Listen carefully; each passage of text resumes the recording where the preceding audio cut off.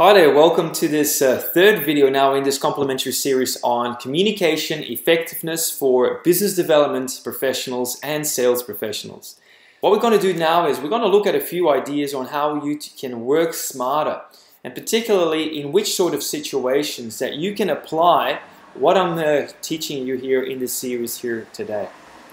You will find that often there's about 9 odd situations in which you can really dramatically improve your effectiveness. The first one would be face-to-face in terms of one-on-ones. You and I know that as soon as we have a meeting with another individual, that there is an opportunity for us to influence and persuade. And so in terms of one-on-one, that situation is definitely covered. The second one then is face-to-face with a panel of potential buyers. Now, obviously, if there's more people in the room, the chances are that those people will have different styles, and that if we really want to work smarter, that we cater for each and every single one of those styles. So if you have a panel of buyers that you are looking to present to, it's important that you read first what that person's style is, the person over there and the person over there, and that you then effectively relate to them each and individually. Number 3 then, in writing. So in writing, whether you do send an email or you write a letter, you put a quote together or a formal proposal or even a tender, once again, if we put some thought into it up front, who that will be going to, and that we cater that writing, the language, the positioning, the looks and the likes, the visuals, if everything resonates well and is received well on the other side, the chances of you having a successful quote, tender, proposal, and the likes is obviously increasing dramatically. And it's all being measured. We've seen and time again that we can definitely increase the converting ratio and the effectiveness ratio from each one of them. Number 4 then, on the phone. When you're on the phone, you ring up and it doesn't really matter when somebody rings you or you ring them. But you actually taking time to assess who you're going to be speaking with or who you've got right now on the phone, and then again making sure that your tonality, your voice, the language you use, the questions you ask, how you do it, how much you lead, how much you give leadway, all of that is actually again catering to the other person's style so that you can be of more service to that person. Number 5 then. From voicemail. I've recently trained a whole team in Melbourne in a big 4 firm on how to use voicemail from somebody else to actually pre-qualify what style that person has so that you can more effectively come back to them. So just by merely tuning in with the pace, the tonality, the words that person uses, the warmth or the coldness on the phone, that sort of the task versus people focus that people have, all of that you can pretty much tune in with, and then put a style together, an approach together that will cater for the right style for that person, so that that person feels more comfortable, that they like your proposal more, that they like your approach more, that they like you more and see you as an equal, and therefore again also increase your success. The next thing then is number 6 is from LinkedIn. We know that typically LinkedIn profiles are written by the people whose profile you're reading.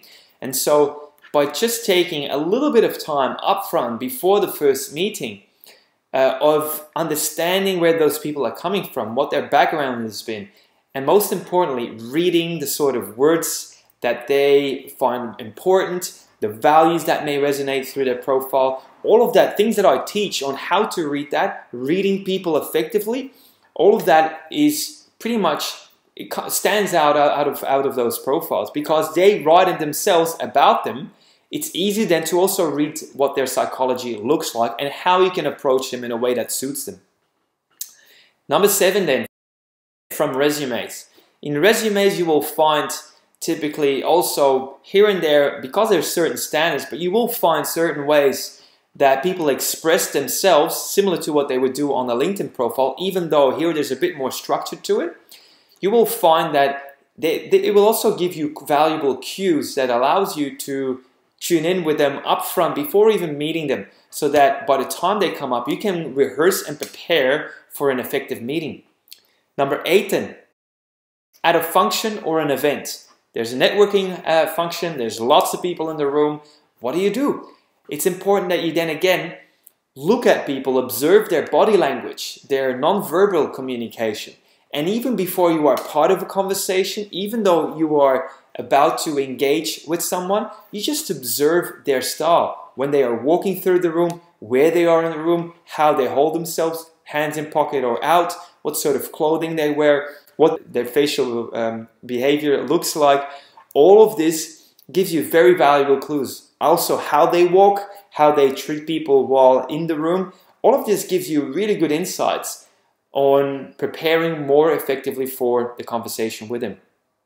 And then last but not least, in a store or in an office environment, again, you can observe people and pick up with the right cues to read them effectively and then treat them in ways that suit them. Out of those 9 situations combined, we've noticed in our thorough research and assessments across many different industries and countries and people, is that most people, by and large, would have about 25 to 50% effectiveness ratio just because of their own styles that they are familiar with. But knowing that there's 4 styles at least, then obviously also overlaps. If you only being effective 25 to 50% of the time, by default, it means that you have room to top up your effectiveness by 50 to a staggering 75%. Once again, check your closing ratios and see how effective you are from all the potential prospects in your pipeline and how many of them you generate or bring on board as a client. Because that sort of, if a client already has put up their hand and saying, I need your service or product, they have an urgency behind it, they have a budget for it.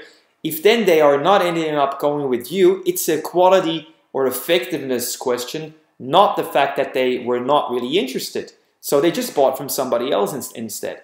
So now we have an opportunity, scientifically assessed, that you can dramatically increase your odds or the odds in your favor by 50 to 75% in most cases. And we also know that depending on the target markets that you pursue, that you can sometimes pursue a certain target market that rather than having 25% in each one of the 4 quadrants or the typical communication styles, you can pursue a certain market segment that relates to completely one size or one type of communication style only, which means 100% of your target market is in a specific communication style, and unless you have found ways to become more flexible and agile in dealing effectively with that style, your effectiveness will be very low. And that again translates why some of your tenders, your quotes, your proposals and the likes are just not being effective and are not being adopted. And so when you find yourself, putting a lot of work from yourself and your team into writing proposals for clients and they're not going anywhere, consider using this methodology, because it's about reading people and then also communicating with them in effective ways.